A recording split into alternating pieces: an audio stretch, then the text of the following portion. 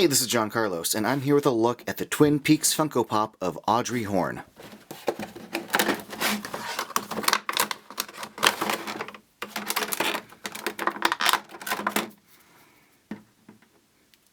This pop comes with a figure stand even though it doesn't really need it. It's got good, footing. The shoes are, well done, and the legs are nice and even. I'll put the figure stand on just so you can see it. Hey, there it is. By design, this is a really good Audrey pop. In execution, as far as assembly and what I saw in stores, if you're hunting for a good one, if you care about that sort of thing, this will be a bit of a problematic hunt for you. There's a lot of things that are kind of annoyingly wrong with this as far as what I saw in stores. So, if you care, let me just tell you, you should be on the lookout for properly assembled parts. Her right and left arm plug into a torso which plugs into the top. This one's got a little bit of glue coming out. I saw some that had a lot of glue coming out. I saw some where there was a big gap between her arm and her breastal area. A lot of the ones I saw, there was a gap between her right arm and you would see this big kind of gap right there. There's a little gap here, nothing too drastic, but a big gap right there.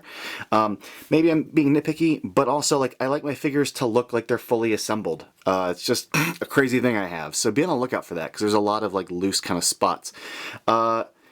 Paint on this one that I got is pretty good. The skirt looks good. Her shoes look good. Be on the lookout for white paint going up her leg. I saw a bunch that had white shoe paint on her legs. Her shoes, which this is part of season 1 classic Audrey look. They did a great job with her shoes, especially the little brown edges. The black and white elements look good. The skirt pattern looks great. And then the cigarette that she's got in her hand looks really good. I like the sculpt and pose that she's in. Another thing to hunt for that I saw a lot of was skin paint bleeding across the sweater. So if you care about that sort of thing, be on the lookout for that. I love the little wrinkled, not wrinkled, but little bunched edges going along the base of her sweater there.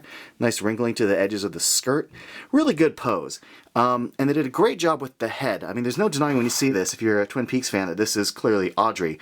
But also it's clearly Sherilyn Fenn because they included that little mole right there, that little beauty mark. Eyeballs are really cleanly painted. The eyelashes look good. I like her eyebrows. I like the arch to them. And the sculpt of her hair is really good. They did a good job capturing her hairstyle. One thing they did not do a good job of is the hairline. And this is the best one I saw. There were a bunch that were even worse. But you could see the skin paint bleeding into the hair and fading into the little nooks there. Yeah, there were some that are worse. There's a lot where the skin paint was bleeding onto the sides too. If you don't care about that sort of thing, great, then just, and you're a Twin Peaks fan, just go ahead and buy any one you see. I get neurotic about stuff like that. But I dig this pop. If you could find a winner, like I did, the design of it's great. As a fan of Twin Peaks, I like this, but also, don't expect me to get all the Twin Peaks pops, because a lot of them I think are cool, but I don't need them. Like Log Lady, that's neat.